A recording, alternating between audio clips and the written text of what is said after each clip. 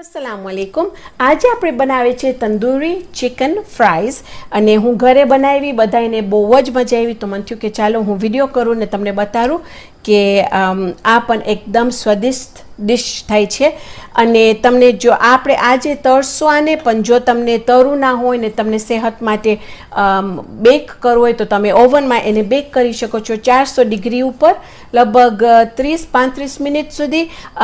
એ પણ બહુ જ ફાઇન થાય છે, પણ તમને ખબર છે કે તરેલું વસ્તુની સ્વાદ જુદું હોય છે કમ્પેર ટુ આપણે બેક કરે. તો ચાલો આપણે શરૂ કરીએ. હું તમને બતાવું કે આમાં આપણને કઈ કઈ વસ્તુમાં જરૂર પડશે એને મેરિનેટ કરવા માટે. 1 ટેબલસ્પૂન કે 1 ચમચો લસણ ને આદુ, ginger and garlic, half a teaspoon black pepper, અડધી ચમચી કાળી મરી, 1 tablespoon lemon pepper, 1 ચમચો lemon pepper,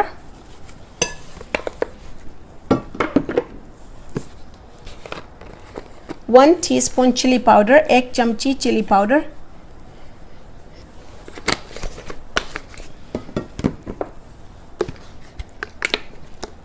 1 ચમચી paprika or 1 teaspoon paprika,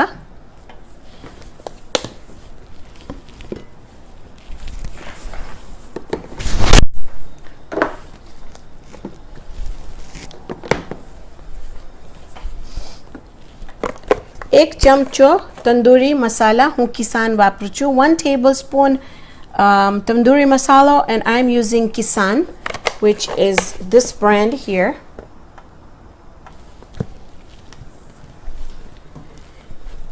एक चमची or 1 teaspoon onion powder કે ડુંગળીનું પાવડર,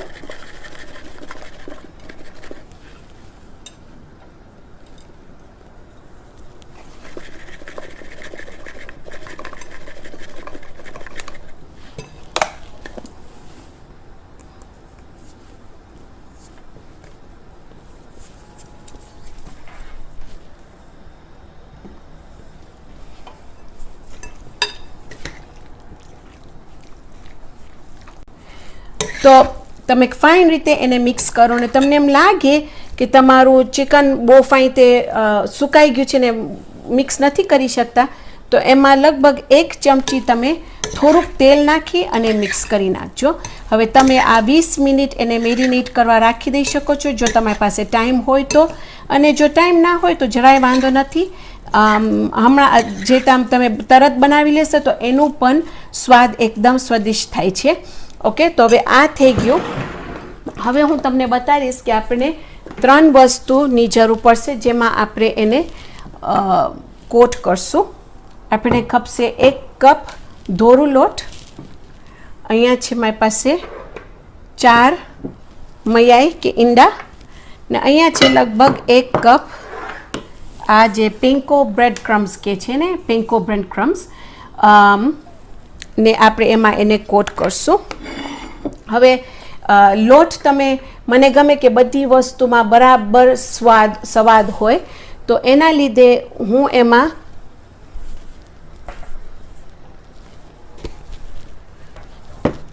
એની અંદર થોડુંક સ્વાદ નાખું છું.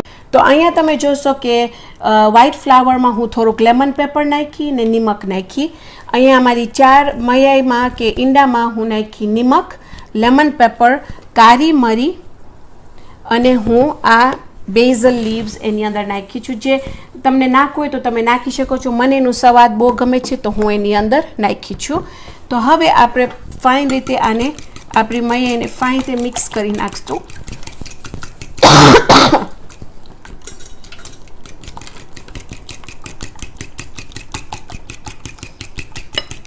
ને આપણું લોટને પણ આપણે ફાઇન રીતે મિક્સ આવી રીતે કરી નાખશું.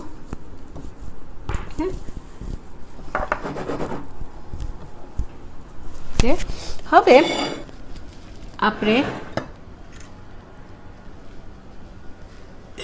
આપણું શરૂ કરશું. આપણે પહેલાં લોટ સાથે, પછી આપણું ઈંડા સાથે, ને પછી પિંકો બ્રેડ ક્રમ્સ સાથે. તો એમાં આપણે લેશું આપણું ચિકન પહેલાં આપણે લોટમાં એને બોળશું આવી રીતના, પછી આપણે મયાઈમાં એને બોળશું આવી રીતના, ને પછી આપણે એને બ્રેડ ક્રમ્સમાં આવી રીતના કોટ કરશું. ઓકે, ને પછી આપણે એક પ્લેટમાં એને આવી રીતના રાખશું. એવી રીતના કરી કરીને આપણે બધું આપણું ચિકન આવી રીતના જ કરશું. લોટ,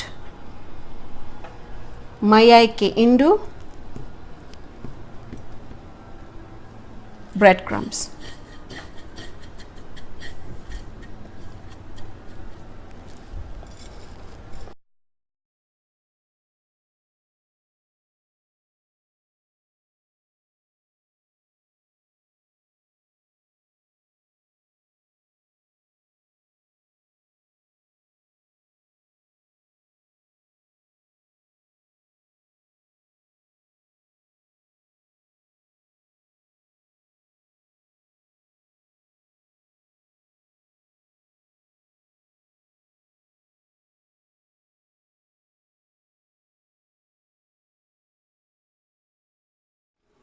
તો અહીંયા તમે જોશો કે આપણું તેલ ફાઇન રીતે આમ એમાં ફલફુલા થાય છે, બબલ્સ થાય છે, એટલે આપણું તેલ તૈયાર છે.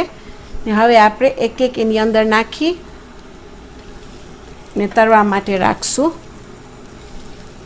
અને આ તમે જે જો છો આ જે બબલ્સ થાય છે એના ઉપર, એનું કારણ એ છે કે આપણે મયાઈ કે ઈંડું વાપરે છે અને બહુ નોર્મલ છે થવા માટે, પણ મને ખપતું હતું કે હું તમને ખાસ બતાડું, કારણ કે જો તમારી પાસે થાય ને તમને ખબર ના હોય કે તમે શું કરો તો તમે ગભરાઈ નહીં જાજો.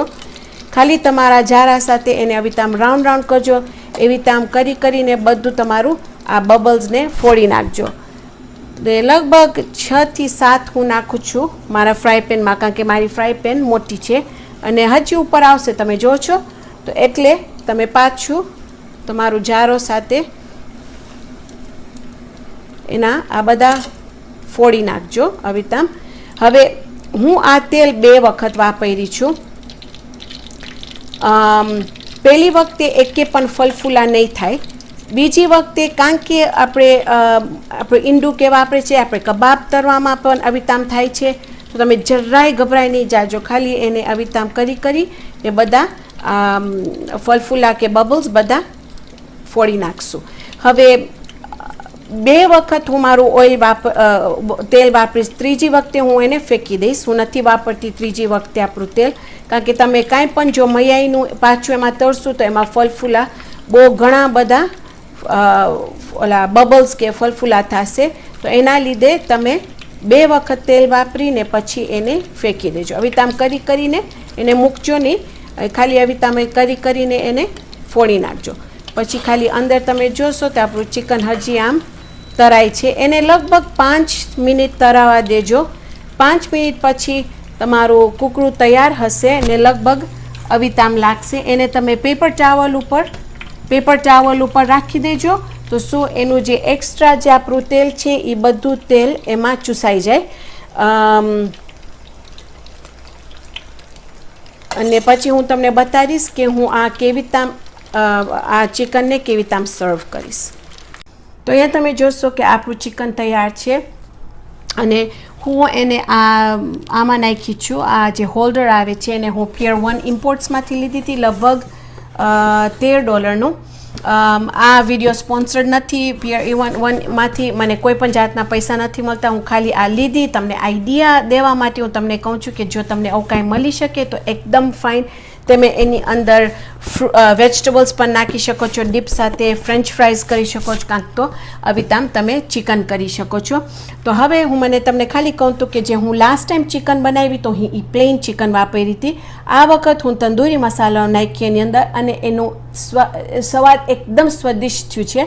તો તમે જોશો કે હું અહીંયા કાપીશ તો અંદર તમને લાલ ને ધોરું દેખાશે ચિકન માટે, પણ એનું સ્વાદ બહુ જ ફાઇન થયું છે.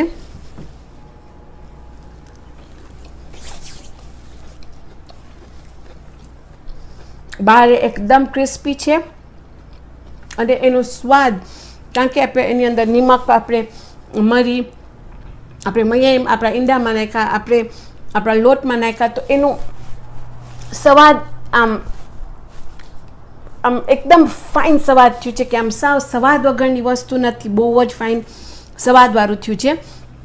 તો અલ્હમ્દુલિલ્લાહ આજે આપણે બનાવ્યા છે આપણા ચિકન ફ્રાઈઝ. આવતી વખતે આપણે બીજી જબરદસ્ત રેસિપી બનાવશું. તો ત્યાર સુધી ખુદા.